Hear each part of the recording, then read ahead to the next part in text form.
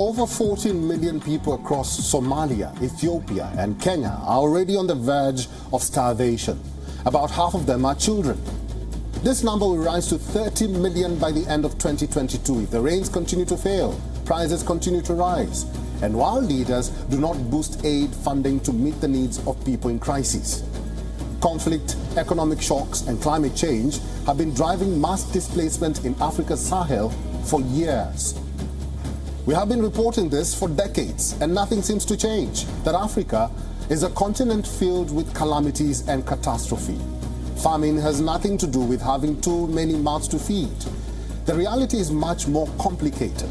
The solution has to do with early action.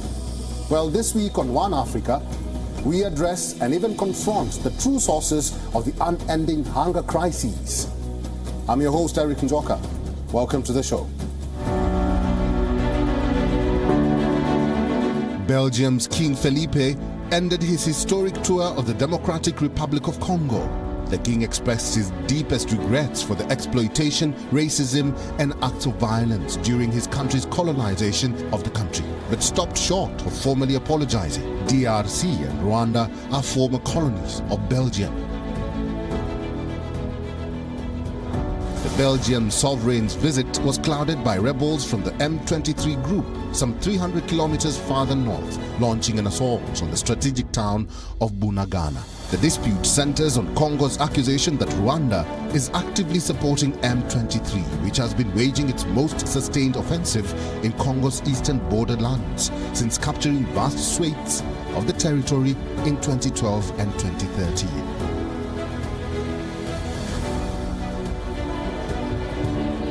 Judges in London threw out last-ditch bids by human rights groups and campaigners to stop Britain sending its first flight of asylum seekers to Rwanda, a plan the United Nations refugee chief described as catastrophic. The deportation strategy is aimed at stemming the flow of migrants risking their lives by crossing the English Channel.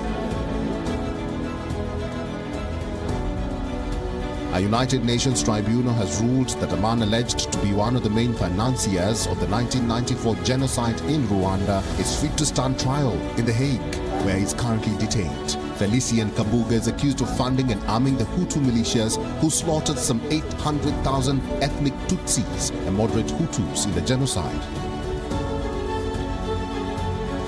Burkina Faso has been thrown into mourning after at least 50 civilians were killed by suspected Islamists in a raid on Tenga village in the north of the country. The UN has condemned the latest attacks on civilians. Across East Africa, the story remains the same for decades. Fighting drought and famine, millions in need of rain and food.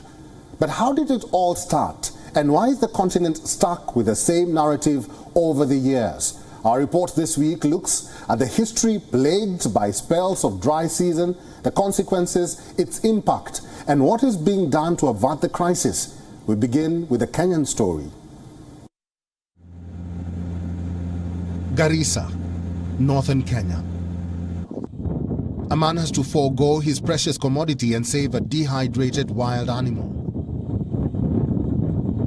It may look pitiful, but this is all too normal for communities living in the country's arid and semi-arid areas. Their story has been told numerous times in the past. Fleeing calamities is relatively normal in northeastern Kenya. Families pack up and escape the scorching sun and the vagaries of drought. Pastoralists make the treacherous journey in search of better living conditions for their families and their livestock. Due to the drought in the Horn of Africa, these families have to relocate every often, seeking drinkable water for themselves and their animals, in the hope that they will be able to hold out for the soon-to-come rainy season. For the pastoralists, their animals are their lifeline. The absence of vegetation has affected the economy of nomadic herders who earn a living by rearing livestock. Droughts are not new to this region, but they are intensifying. There is growing scientific analysis suggesting that climate change aggravates their impact. For many in East Africa, the current drought is the worst in living memory. It is now the third year of very low rainfall, coupled with high temperatures, which have exhausted people's ability to cope with their drier conditions and unpredictable rains. We just couldn't cope with the damage as they occurred back to back. First, all grazing lands were covered by flood, then the drought caused even more damage, adding to our plight. After 3 failed rainy seasons, it's estimated that the region is the driest it has been in 40 years. We're now waiting for the current rainy season to arrive. It's late, and we're very concerned of what the implications will be if it is below average. The estimates suggest that the numbers affected could skyrocket to 20 million people. We need the ability to respond. We need the rain. The war, thousands of miles away, has made the food crisis even worse. A month into the current rainy season, and rains have so far failed to materialize. If they don't, this will be the 4th consecutive failed season as the region reels from unprecedented rise in food and fuel prices due to the Ukraine war. The impact of the war across the region and the world is profound. There are 1.4 billion people that can be affected because of the shortage of wheat and other grains. The export of food from Ukraine and fertilizer from Russia impacted the world negatively and created inflation, food crisis, especially in fragile states and states in transition, in the Sahel of Africa, in the Horn of Africa, but also in populous nations. And the crisis continued to deepen. In Kenya, the number of people in need of assistance has risen more than 4-fold in less than 2 years. Nomadic pastoralists are among the hardest hit by this drought, which has left exceptional numbers of people without most or all of their livestock. They live on harsher lands and receive little support from governments. More frequent droughts are making it harder for people to recover between shocks, making them more vulnerable to the next crisis. That is how the situation is unfolding in Kenya's north. What about the critical Horn of Africa region? There is no government to blame for the catastrophe in Somalia. In fact, it is so chaotic in southern Somalia that makes it extremely hard for food aid to reach the millions in need who flee to Kenya. And in Ethiopia, the rapid population growth and the conflict in Tigray region has been the cause of the country's wars for years. But just like Somalis, people who have lost their land or animals due to the drought can only resort to one thing, and that is fleeing. This is their story. The air is burning hot and the land parched. These animals have not survived a devastating drought in southeastern Ethiopia. Here in the Somali region, there has hardly been a drop of rain for 18 months. God help us. May He give us rain. According to the UN, the lack of water has already killed nearly 1.5 million head of livestock in Ethiopia, nearly 2/3 of which are in the Somali region. All the herders say they have lost between 80 and 100% of their animals. I saw goats eating their own droppings and camels eating other camels. I've never seen anything like it in my life. The alternating dry and rainy seasons have always set the rhythm of herders' lives, but the last 3 rainy seasons never came, and there has been no sign of the 4th since March. More frequent and more intense droughts are threatening the way of life of these nomadic and semi-nomadic populations. The pastoralists, as soon as they know they are trying to recover from the other drought, from the previous drought, they are hit by the second drought. So it makes them impossible for them to recover quickly from the previous shocks. Yeah, so they are so close that these pastoralists they are unable to be resilient. Some have already left their villages to find work in the city. Others are so obsessed with saving the few animals they have left that they don't even have time to take care of their families. Looking after a child means risking losing livestock. In order to bring her son to hospital, this mother had to lie to her husband. We're always looking for pasture and water for our livestock. It takes up all our time. I brought my son here without telling my husband. He was against it. He wouldn't have let me come otherwise, because we have so much to do over there. The UN estimates that more than 5.5 million Ethiopians are severely food insecure due to the drought, a humanitarian disaster that comes on top of another one caused by the Tigray conflict in the north of the country. And it's the youngest who are paying the price. Save the Children travels through the Somali region to identify children at risk and transport them to health facilities. They treat most of them on the spot, giving them peanut-based nutritional pastes or powdered milk if they are babies. We come across some of the mothers who, because of they are not fed, they are not getting any food, they are not producing enough food for children or enough breastfeeding for children. These mothers are underfed and overwhelmed. With their husbands away looking for food for their livestock, they are left alone to fend for their large families. They often wait too long before going to a healthcare centre, and thereby increase the risk that their malnourished children will need to be hospitalised. Let's now talk about the situation in East Africa and the Horn of Africa. Is it climate change? Is it the government? What is the problem? Let's try and find solutions to this. And joining us now on One Africa is Robbie Reda. He's the country head for the Climate and Development Knowledge Network in Ethiopia. Also joining us is Dr. Richard Munang. He's the Acting Deputy Director of the United Nations Environment Programme Africa Office and Climate Change Coordinator for Africa. And also we have Dr. Wamalwa Kenyan working for IGAD and covering Djibouti, Eritrea, Ethiopia, Kenya, Somalia, Sudan and Uganda. Gentlemen, thank you very much for making time and welcome to One Africa. I will start with Dr. Richard Munang. When will this narrative stop? We need a public-private partnership whereby investment, for example, like a simple solar dryer in communities that the community might not afford. Actually, government comes in, but work with the community so that community can start to generate socio-economic income and opportunities to become viable. We have to try to build better. For instance, there's a lot of investment in Ethiopia, for instance, on improving agriculture, irrigation schemes, and so on and so forth. Some of these are dependent on diesel generator thus far. So, you can do better things, use solar technologies as water pumping systems. So we need to leapfrog in a way, so that the sort of paradigm shift in action and that would require communities to be able to use this thing. So I think you need to work on both.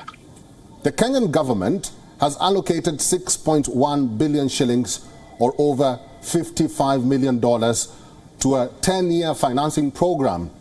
Now this money is aimed at mobilizing climate finances to support local communities. The Treasury Ministry in Kenya says the funds will help local communities across the country build resilience and adapt to the impacts of climate change.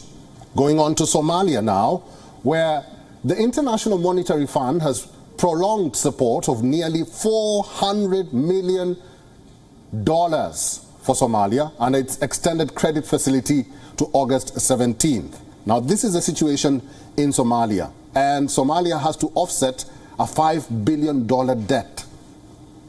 Ethiopia's executive body, the Council of Ministers, announced on Friday it has approved a proposed budget of 786.61 billion Ethiopian birr, which translates to $15.23 billion for the upcoming 2022-2023 fiscal year, which will start on July 8th.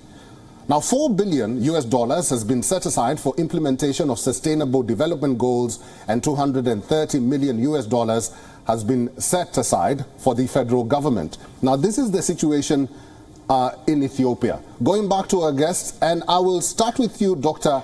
Wamalo Kenyan, where does the money go? You will find that those funds that are made for building resilience to make sure there's water, there's pasture, then improved livestock production, livelihoods, actually is diverted to other things.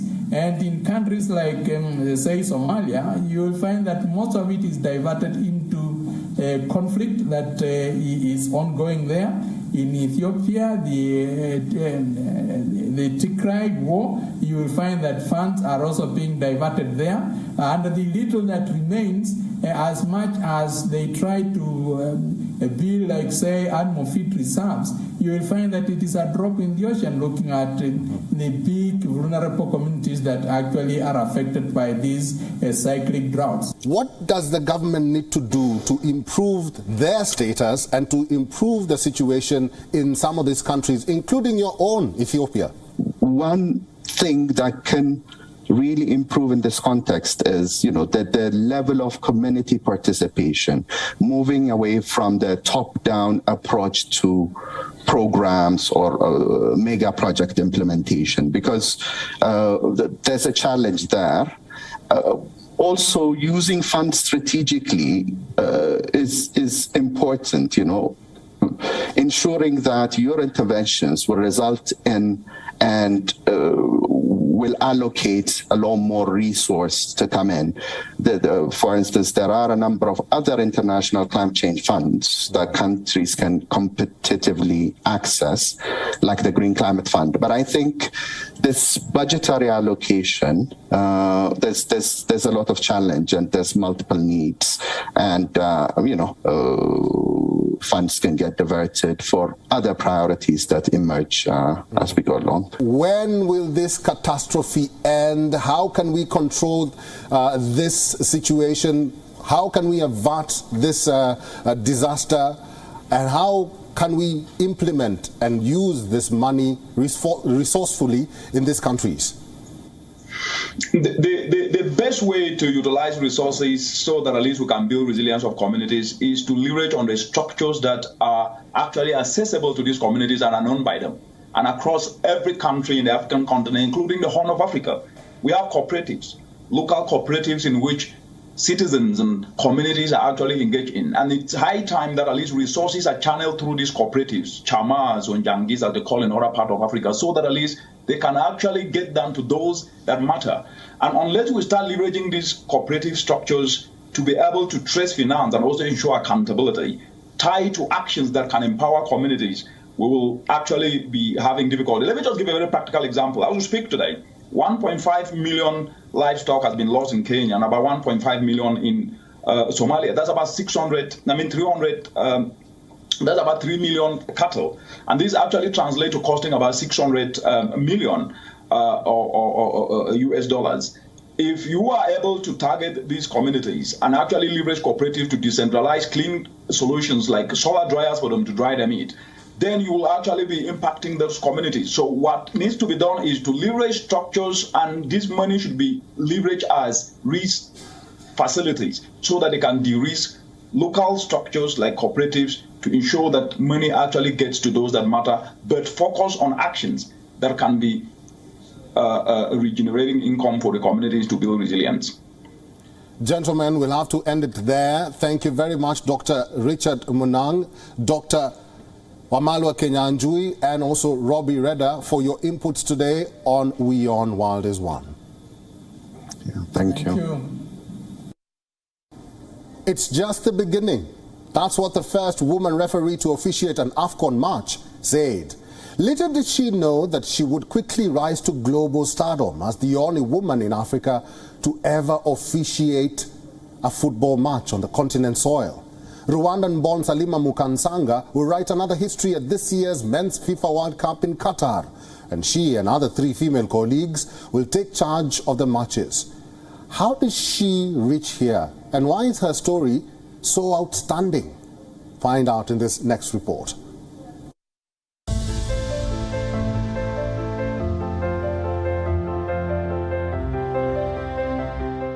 We are here not because we had favor to be here. It's just chance. It's no, because we deserve to be here.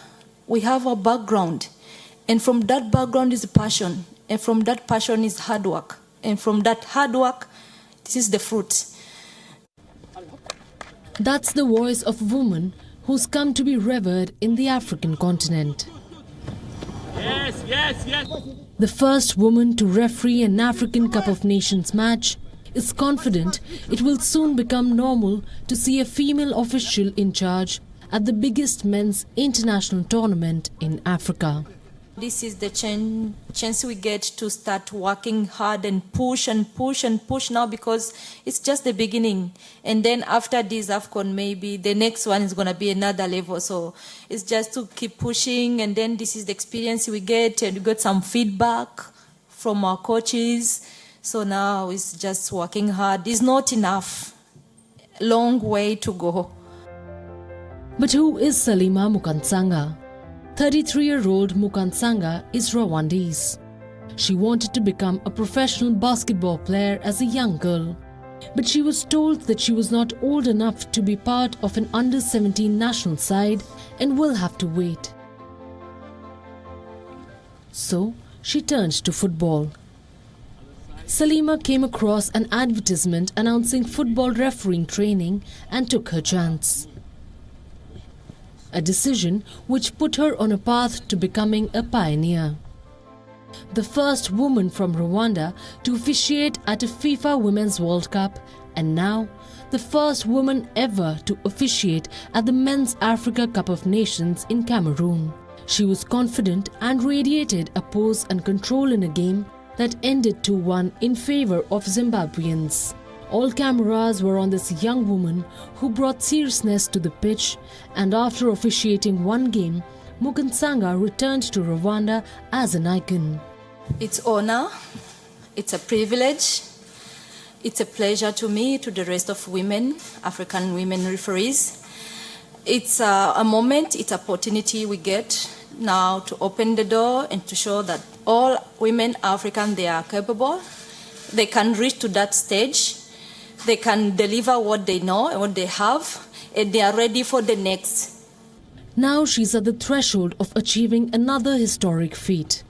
For Mukansanga, the 2022 World Cup in Qatar will be her second major men's international tournament in less than 12 months, where 3 of the 69 assistant referees who've been called up are also female. They are Brazil's Nueza Bach, Mexico's Karen Diaz-Medina, and United States' Catherine Nesbitt. Africa will be represented by 5 countries including Ghana, Tunisia, Senegal, Cameroon and Morocco. The FIFA World Cup is set to commence on November 21st, 2022. Burkina Faso has a new hero. Diébedo Francis Kéré became the first African and black winner of the Pritzker Architecture Prize. He was recognized globally for his innovative and sustainable designs. The architect is our trailblazer this week. This was the welcome received by Diébedo Francis Kéré in Burkina Faso at the weekend. If you don't know who that is, well, he's not a trophy-winning athlete or beloved movie star. He is an architect. And what's more, he's the first African and black winner of the Pritzker Architecture Prize, the profession's most prestigious award. I have a feeling of great gratitude and satisfaction as well.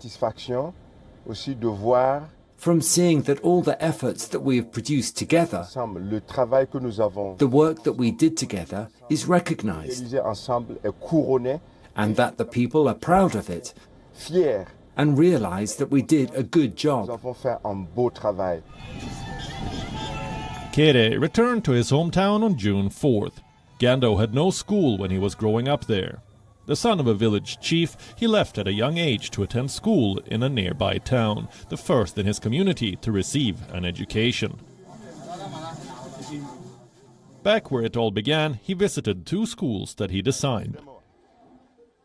They used generous shade and thick walls to combat the region's crippling heat.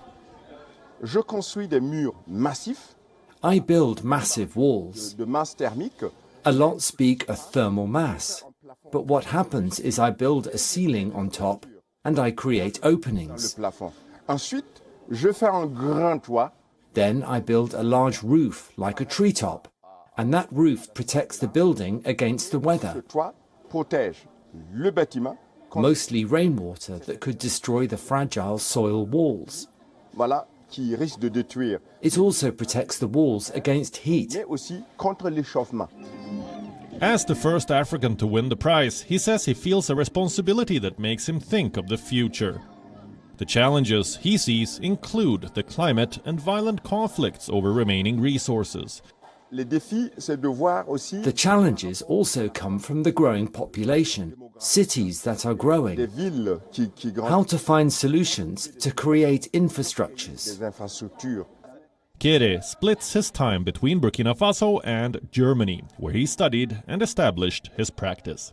He has designed schools, health facilities and public spaces across Africa, Europe and the United States. And that's it on this episode of One Africa. Feel free to suggest stories that you want to see in our next episode. Write to weonnews.com or tweet at weonnews. I will see you next week, same time, same place. For now, we leave you with these images from Africa in sneak peek. See you, bye-bye, and our Ugandan fans, Mweraba.